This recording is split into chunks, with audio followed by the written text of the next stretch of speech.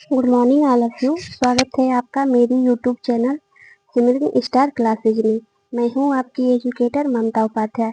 दोस्तों, इस वीडियो में हम समिति एवं संस्था को पढ़ेंगे, जो कि आपकी आगामी परीक्षा यूपी, पीजीटी, जीआईसी इत्यादि में आपको बहुत ही हेल्पफुल होगा। चलिए दोस्तों, देर न करते हुए हम वीडियो को स्टार्ट करते हैं। मनुष्य एक सामाजिक प्राणी है और इस रूप में उसकी असंख्य आवश्यकताएं होती हैं। अपने अस्तित्व को बनाए रखने और समुदाय में अपने जीवन को ठीक प्रकार से चलाने के लिए इन आवश्यकताओं को पूर्ति करना अत्यंत आवश्यक है। अपनी विभिन्न प्रकार की आवश्यकताओं की पूर्ति के लिए व्यक्ति कई बार कई तरीके अपना सकता है। इसमें सबसे पहले तरीके की बात कर रहे हैं मैकइवर और पेज। मैकइवर और पेज कह रहे हैं कि व्यक्ति 3 तरीकों से अपनी आवश्यकताओं की पूर्ति कर सकता है। पहला तरीका कि वो अपनी आवश्यकताओं की पूर्ति का अकेले ही प्रयत्न करे, और दूसरा कि वो अपने शारीरिक बल के आधार पर दूसरों से संघर्ष करके अन्य लोगों की जो आवश्यकता की वस्तु है वो छीनकर अपनी आवश्यकता में ले ले या अपने उद्देश्य की पूर्ति कर ले। और तीसरा तीसरा मनुष्य अपनी आवश्यकता की पूर्ति करने के लिए अन्य व्यक्तियों से सहायता प्राप्त कर सकता है, या तो किसी से सहायता मांग सकता है। इस विधि को अपनाकर वह समिति का निर्माण करता है और यहीं से समिति की स्थापना होती है। यानी कि मनुष्य अपनी आवश्यकताओं को पूरा करने के लिए जिन 3 तरीकों को अपनाता है, पहला तरीका कि वो अपने संघर्ष में खुद अकेला लगा रहे, दूसरा कि वो दूसरे संघर्ष करके आवश्यकता की वस्तु प्राप्त किए हैं उसको वो छीन ले, और तीसरा कि वो किसी से हेल्प कर ले। इसी विधि को अपनाकर समिति का निर्माण होता है और यहीं से समिति की स्थापना होती है। समिति का परिभाषा। समिति को परिभाषित करते हुए मैकइवर यह पेज लिखते हैं, समिति मनुष्यों का ऐसा समूह है जिसे किसी सामान्य उद्देश्य या उद्देश्यों को प्राप्त करने के लिए संगठित किया जाता है। एक अन्य विचारक हैं फेयर चाइल्ड, जो कहते हैं कि समिति एक ऐसा संगठनात्मक समूह है जिसका निर्माण सामान्य उद्देश्य की पूर्ति के लिए किया गया है और जिसमें अपना आत्मनिर्भर प्रशासनिक ढांचा तथा कार्यकर्ता होते हैं। समिति की परिभाषा को आगे बढ़ाते हुए हम देखेंगे मैरिस गिन्सबर्ग के अनुसार समिति एक दूसरे से संबंध सामाजिक समूहों का समूह है जो इस सत्य पर आधारित है कि उन्हें किसी निश्चित हित या हितों को पूरा करने के लिए एक सामान्य संगठन की आवश्यकता होती है। आर्गवन और निफ्काफ लिखते हैं कि समिति एक ऐसा संगठन है जो प्राय विशेष स्वार्थ की पूर्ति के लिए बनाया जाता है और इनका उद्देश्य अपने सदस्यों की विशेष या सामान्य इच्छाओं को पूरा करना होता है, इनकी संतुष्टि करना होता है, इसके अतिरिक्त और कुछ नहीं। संक्षेप में समिति को मनुष्य के विचार पूर्वक बनाए गए ऐसे संगठन के रूप में परिभाषित किया जा सकता है जिसके एक या कई उद्देश्य हो सकते हैं और वो साथ ही कार्यकारिणी भी होते हैं। हम समिति की विशेषताओं को देखेंगे। समिति का निर्माण कुछ व्यक्ति मिलकर करते हैं और क्योंकि व्यक्ति मूर्त प्राणी है अतः इसलिए समिति भी जो है मूर्त संगठन है। व्यक्ति के अभाव में किसी भी समिति की कल्पना नहीं की जा सकती है। समिति का अपना एक निश्चित उद्देश्य होता है। समिति में कुछ व्यक्ति अपने समान हित को लेकर एक समिति का गठन करते हैं। किसी भी उद्देश्यहीन समूह को समिति नहीं कहा जा सकता है। समिति विचार पूर्वक स्थापना करके ही बनाया जाता है। जब लोग कुछ समूह में मिलकर अपने किसी उद्देश्यों को पूरा करने के लिए एक संगठन का निर्माण करते हैं तो उसे हम समिति कहते हैं। समिति का एक निश्चित संगठन होता है। प्रत्येक समिति का एक निश्चित संगठन होता है जो संगठन के अभाव में कोई भी समिति अपने उद्देश्य को प्राप्त नहीं कर सकती है। संगठन के आधार पर ही एकता और सहयोग की भावना पनपती है। समिति जो होती है नियमों पर आधारित होती है। प्रत्येक समिति के अपने कुछ नियम उपनियम आदि होते हैं जिनके माध्यम से सदस्यों के आचरण को निर्देशित एवं नियमित किया जा सकता है। नियमों के विरुद्ध आचरण करने वाले को समिति दंडित भी कर सकती है और यहाँ तक कि सदस्यता भी छीन सकती है। समिति जो होती है इसकी सदस्यता ऐच्छिक होती है। किसी भी समिति का सदस्य बनना या नहीं बनना पूर्णतः व्यक्ति की इच्छा पर निर्भर करता है। वो अपने हित या रुचि के अनुसार किसी भी समिति का सदस्य बन सकता है और जब वो चाहे सदस्यता से त्याग पत्र दे सकता है। किसी समिति का सदस्य बनने के लिए व्यक्ति को बाध्य नहीं किया जा सकता है। समिति की जो प्रकृति होती है वो अस्थायी होती है। समिति साधारणतः कुछ उद्देश्यों की प्राप्ति के लिए विचार पूर्वक बनाया जाता है और इन उद्देश्यों को पूरा होने पर उसे समाप्त कर दिया जाता है। इसी दृष्टि से समिति जो होती है इसकी प्रकृति अस्थायी होती है। समिति जो होती है इसके संबंध औपचारिक होते हैं। समिति के सदस्यों के बीच पाने वाले जो प्राकृतिक संबंध होते हैं ये औपचारिक होते हैं। व्यक्ति अपने उद्देश्य की पूर्ति के लिए समितियों की सदस्यता ग्रहण कर लेता है और जब समिति में सदस्यों के साथ वह घनिष्ठता के साथ संबंध स्थापित नहीं कर पाता है तो अपनी सदस्यता को हटा भी देता है। समिति साध्य नहीं होकर साधन है। कोई भी समिति साधारणतः कुछ उद्देश्यों की पूर्ति का साधन मात्र है, अपने आप में साध्य नहीं है। जब कोई व्यक्ति किसी क्लब का सदस्य बनता है तो वो बस मनोरंजन के उद्देश्य से बनता है। क्लब जो उसका मनोरंजन का साधन है उसके साध्य में नहीं है। अब हम समिति के प्रकार एवं उदाहरण देखेंगे। समिति और हित या उद्देश्य के बीच गहरा संबंध है। हितों, रुचियों और उद्देश्यों की विभिन्नता के कारण ही अनेक प्रकार की समितियां भी देखने को मिलती हैं। सभी समितियां मुख्यतः निम्न प्रकारों के अंतर्गत वर्गीकृत की जा सकती हैं। पहला, आर्थिक समितियां जैसे व्यापारिक समितियां, मजदूर संघ समितियां, व्यवसायिक समितियां आदि। दूसरा, राजनीतिक समितियां जैसे राजनीतिक दल। तीसरा, सांस्कृतिक समितियां जैसे धार्मिक समाज, रामकृष्ण मिशन समाज इत्यादि। अब शैक्षणिक समितियां, समाज शास्त्र परिषद, वैज्ञानिक संघ, शिक्षा मंडली। मनोरंजनात्मक समितियां, व्यायामशाला, नाट्यशाला, खेलकूद इत्यादि। सेवा और समाज कल्याण समिति, अनाथालय, हरिजन सेवक संघ, कानूनी सलाहकार समिति, आदिवासी कल्याण समिति। ये सब समितियों के प्रमुख रूप हैं जिसमें है पहली आर्थिक समितियां, राजनीतिक समितियां, सांस्कृतिक समितियां, शैक्षणिक समितियां, मनोरंजनात्मक समितियां और सेवा कल्याण और जो सेवा व सामान्य कल्याण समितियां। अब हम देखते हैं दोस्तों क्या हम परिवार को एक समिति कह सकते हैं। चलिए आइए देखते हैं। कुछ विद्वानों का कहना है कि परिवार समिति है और कुछ विद्वानों का कहना है कि परिवार समिति नहीं है। परिवार को कुछ लोग एक समुदाय मानते हैं जबकि वास्तव में यह एक समिति है।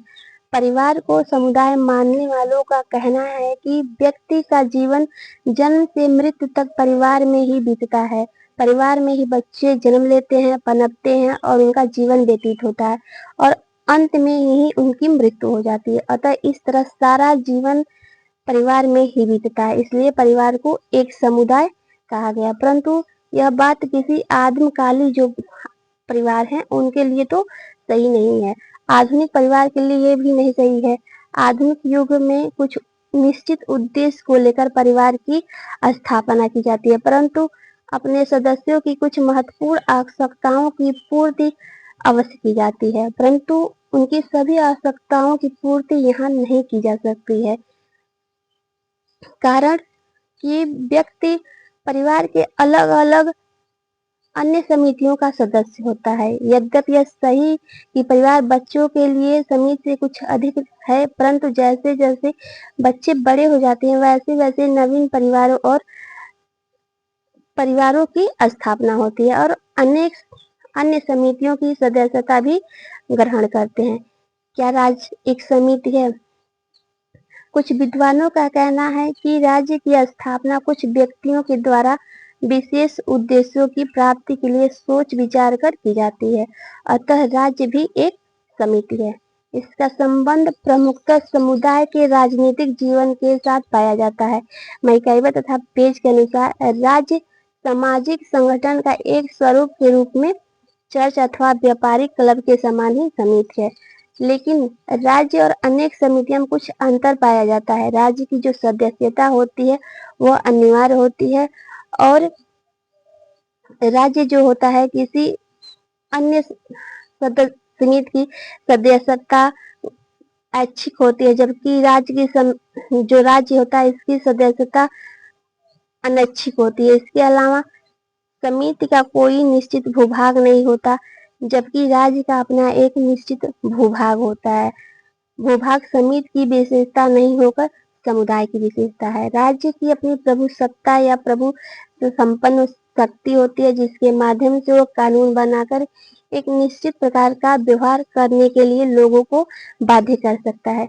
प्रत्येक राज्य की अपनी एक सरकार भी होती है, जो राज्य में कानून और व्यवस्था बनाए रखने की दृष्टि से महत्वपूर्ण भूमिका निभाती है।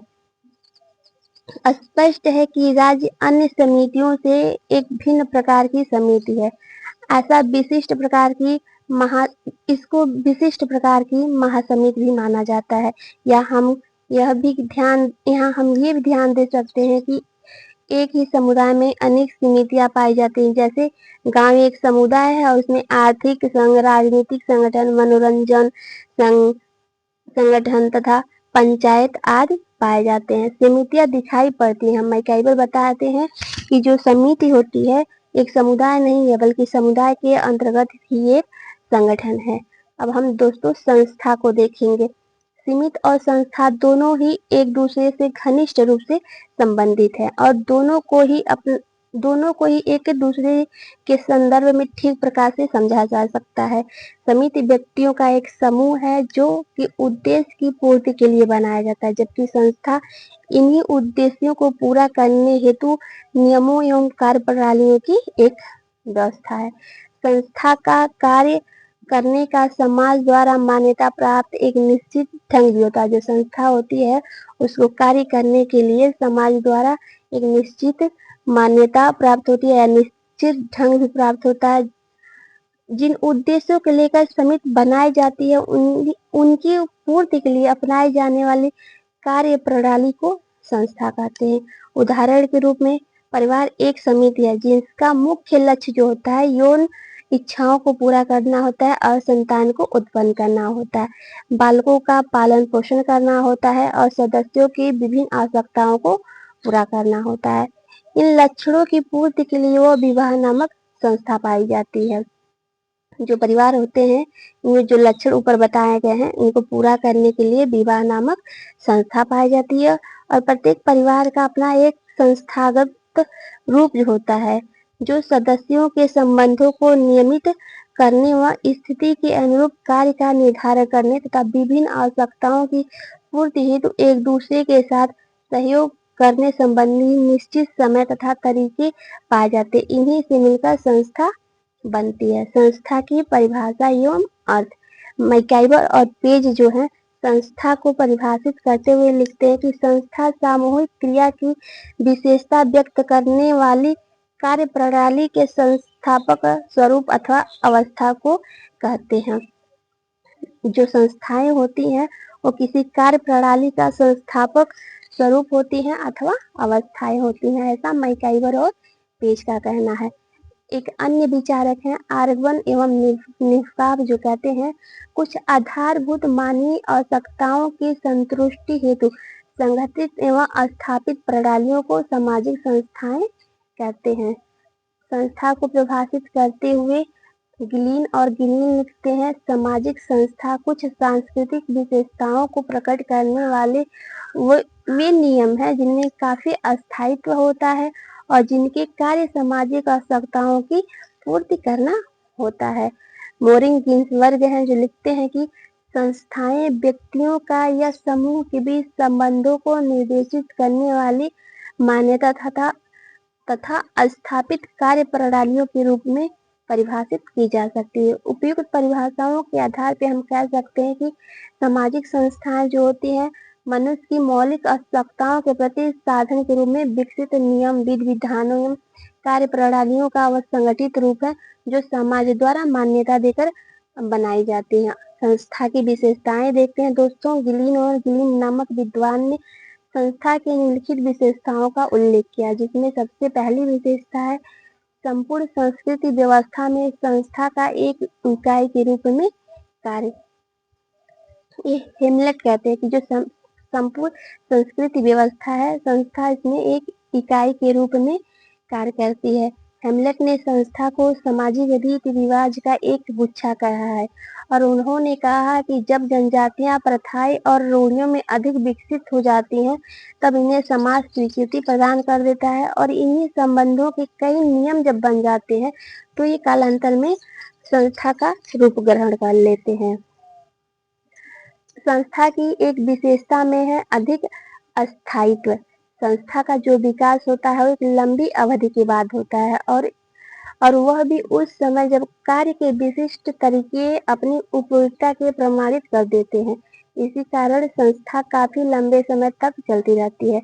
इनका शीघ्र ही विनाश हो जाता है।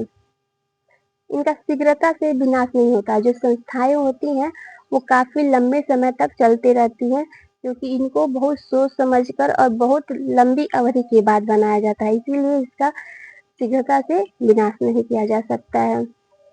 संस्था की एक या अनेक सुस्पष्ट उद्देश्य होते हैं। प्रत्येक संस्था के कुछ निश्चित उद्देश्य होते हैं।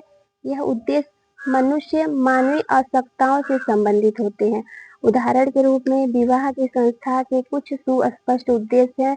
इनका विभिन्न समाज में कुछ अंतर स्पष्ट किया जाता है। जैसे हमारे वहाँ जो होता है कि विवाह एक संस्था के रूप में देखा जाता है या विवाह को संस्था माना जाता है, जबकि भिन्न भिन्न जो समाज होते हैं, अलग अलग समाज में विवाह में भी अनेक जो होते हैं अंतर देखने को मिलते हैं। संस्था का संस्कृति उपकरण होता है। जो संस्था होती है, प्रत्येक संस्था से संबंधित कुछ भौतिक एवं अभौतिक उपकरण होते हैं जो संस्था के उद्देश्य की दृष्टि से उपयोगी होते हैं। उदाहरण के रूप में भवन, फर्नीचर, औजार, मशीन आदि संस्था के भौतिक और विचार, आदर्श, मूल्य तथा कार्य प्रणाली आदि भौतिक उपकरण हैं। जो संस्थाएं होती हैं उसमें भवन, फर्नीचर, औजार, मशीन आदि संस्था के भौतिक और विचार, आदर्श, मूल्य तथा कार्य प्रणालियां संस्था के अभौतिक उपकरण हैं। हिंदू समाज में होम, वेदी, मंडप, कलश, धूप, नैवेद्य, चावल, जप तथा मंत्र आदि विवाह संस्था से संबंधित भौतिक एवं अभौतिक तत्व हैं। जो संस्था होती है हिंदुओं में विवाह नामक, उसमें जो होता है कुछ भौतिक तत्व पाए जाते हैं, कुछ अभौतिक तत्व पाए जाते हैं, जिसमें होम वेदी है, मंडप है, कलश है, धूप है, नैवेद्य है, चावल है, जप है, मंत्र है इत्यादि। संस्था का जो होता है प्रतीक होता है। प्रत्येक संस्था का अपना एक प्रतीक होता है जो भौतिक अथवा अभौतिक हो सकता है। उदाहरण के रूप में अगर हम चर्च में जाते हैं तो यहाँ पे हम देखते हैं कि यहाँ पे क्रॉस होता है। अगर हम आर्य समाज में जाते हैं तो आर्य समाज में हिंदुओं का जो प्रतीक होता है ओम होता है और हिंदुओं में मंगल कलश विवाह का जो होता है प्रतीक होता है। आर्य समाज में ओम, चर्च में क्रॉस और हिंदू में मंगल कलश जो होता है विवाह नामक संस्था का प्रतीक होता है। और इन प्रतीकों के माध्यम से संस्थाएं जो होती हैं पहचानी जाती हैं। जैसे कि हम किसी के प्रतीक को देखते हैं और जान जाते हैं ये कौन सी संस्था है। परंपरा।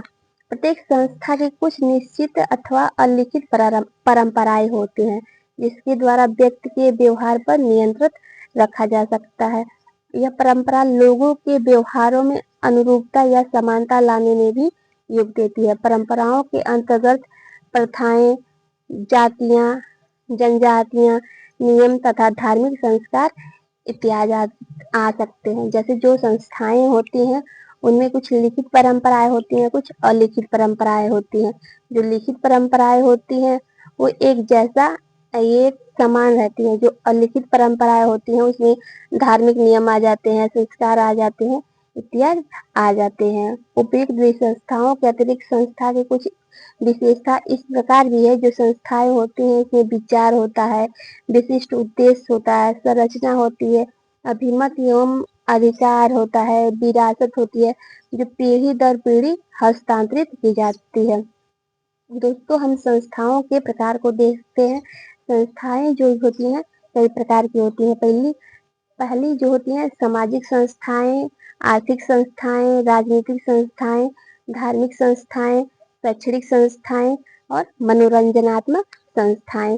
संस्थाओं के जो कार्यों महत्व है, अब हम इसको देखेंगे। सबसे पहला कार्य है मानवीय आवश्यकताओं की पूर्ति की कार्य दिशा को निर्धारित करना।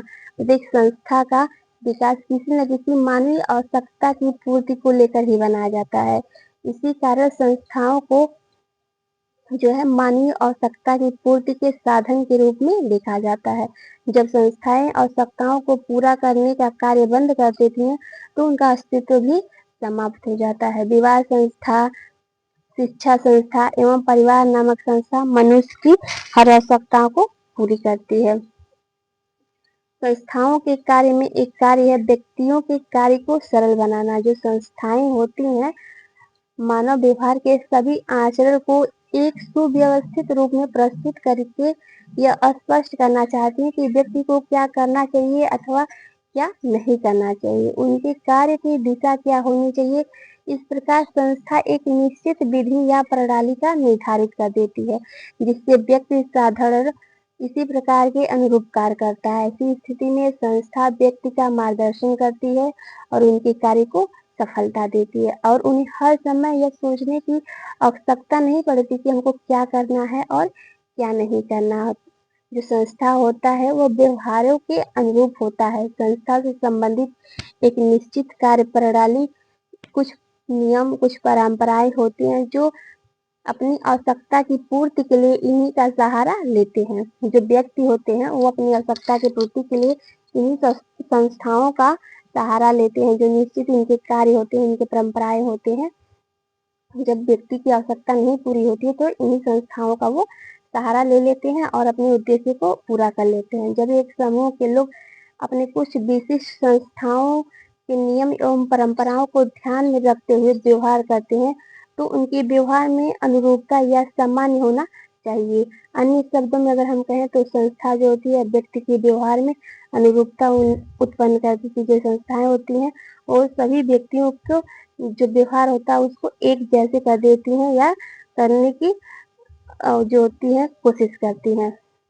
जो संस्थाएं होती हैं वो संस्कृति का वाहक होती हैं जो एक पीढ़ी से दूसरी पीढ़ी से हस्तांतरित करती है। जो संस्थाएं होती हैं वो अपने नियमों को, कार्य प्रणालियों को, अपनी संस्कृति को एक पीढ़ी से दूसरी पीढ़ी में हस्तांतरित करती हैं और उनकी रक्षा करती हैं। इनसी संस्थाओं के माध्यम से ही संस्कृति की है जो रक्षा होती है और उसे अस्थायित्व प्राप्त होता है। परिवार संस्कृति के हस्तांतरण का एक प्रमुख साधन है। जो परिवार होती हैं वो संस्कृति को एक पीढ़ी से दूसरी पीढ़ी में हस्तांतरण करती हैं और परिवार ही बच्चों को समाज में परंपराओं, प्रथाओं, आचार व्यवहार, खान पान, धर्म आदि से परिचित करवाती है। जो संस्कृति होती है वो अस्थायित्व प्रदान करती है और समाज को धार्मिक, राजनीतिक और पारिवारिक, शैक्षणिक संस्थाएं भी संस्कृति को हस्तांतरित करने का कार्य करती है। जो समाज में धार्मिक संस्थाएं हैं, राजनीतिक संस्थाएं हैं, आर्थिक संस्थाएं हैं या शैक्षणिक संस्थाएं, ये सभी संस्कृति को क्या करती हैं, एक पीढ़ी से दूसरी पीढ़ी में हस्तांतरित कर देती है। संस्था जो होती है सामाजिक परिवर्तन में सहायक होती है। संस्था प्रकृति से ही रूढ़िवादी होती है और ये शीघ्रता से कोई परिवर्तन नहीं किया जा सकता है। लेकिन जब परिस्थितियां कुछ बदल जाती हैं तो परिवर्तन परिस्थिति के अनुसार संस्थानों में बदलाव लाने के लिए भी आवश्यक हो जाता है। ऐसी दशा में संस्थाएं बदलती हैं तो साथ ही समय के अनुसार संस्थाओं को बदलने का प्रयत्न भी किया जाता है। इसके परिणाम स्वरूप जो सामाजिक परिवर्तन होते हैं वो संस्थाओं में संपन्न हो पाते हैं या संभव हो पाते हैं। अब हम समिति और संस्था में अंतर को देखते हैं। दोस्तों समिति क्या होता है? जो समिति होता है एक व्यक्तियों का संगठित समूह होता है और समिति में व्यक्तियों के समूह के रूप में समिति को देखा जा सकता है। यानी जो समितियां होती हैं वो व्यक्तियों का समूह होता है और यह मूर्त होती है। समिति की स्थापना की जाती है, इसे बनाया जाता है और इसमें यह भी बताया जाता है कि समिति की स्थापना किसने की है। जो समितियां होती हैं वो अस्थायी होती हैं। समिति का अपना एक नाम होता है।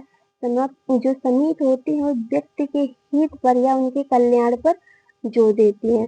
समिति के कुछ नियम होते हैं जो साधारणतः लिखित रूप में होते हैं। अगर हम कह दे तो जो समितियां होती हैं उनके नियम जो होते हैं वो लिख करके ही रखे होते हैं। समिति का नियंत्रण अपेक्षाकृत कमजोर या शिथिल होता है। जो समिति होती है उसको नियंत्रण नहीं किया जाता है, इसलिए इसको नियंत्रित करने में जो शिथिलता होती है पाई जाती है। समिति विशेष हित या उद्देश्य की पूर्ति के लिए बनाई जाती हैं। दोस्तों अब हम संस्था को देखेंगे। जो संस्था होती है वो नियम, विधि विधान और कार्य प्रणालियों की एक व्यवस्था होती है। संस्था जो होती है वो अमूर्त होती है क्योंकि इनमें जो होता है नियमों का और कार्य प्रणालियों की व्यवस्था को दर्शाया जाता है या व्यवस्था की जाती है, जिसे देखकर ये नहीं कहा जा सकता है कि ये जिसे जैसे कि जो नियम होते हैं या जो संस्था की प्रणालियां होती हैं उसे हम देख नहीं सकते हैं। संस्था का धीरे धीरे स्वतः ही विकास होता है, इसलिए यह नहीं कहा जा सकता कि इसमें किसने इसकी उत्पत्ति की है या ये कब बना है। संस्था जो होता है उसका एक अपना प्रतीक होता है, जैसे चर्च का प्रतीक क्रॉस और किसी शैक्षणिक संस्था का प्रतीक जलती हुई मशाल ही ले लीजिए। संस्था सामाजिक समूह के कल्याण पर जोर देती है। जो संस्थाएं होती हैं अलिखित अनौपचारिक नियम, जनरीतियां, प्रथाएं, परंपराएं और रूढ़ियों के रूप में होती है। जो संस्थाएं होती हैं, जो संस्था होते हैं, इनके जो नियम होते हैं अलिखित होते हैं, अनौपचारिक होते हैं और रूढ़ियों के रूप में होते हैं। या तो जनरीतियां होते हैं या तो प्रथाएं होते हैं या तो परंपराएं होते हैं। जो संस्था होती है इसके नियंत्रण की शक्ति अधिक होती है। संस्था द्वारा मान्य रीति नीति के विरुद्ध आचरण करना अनुचित और सामाजिक समझा जाता है। जो संस्थाएं होती हैं सामान्य मौलिक आवश्यकताओं की पूर्ति में योग देती है, जैसी यौन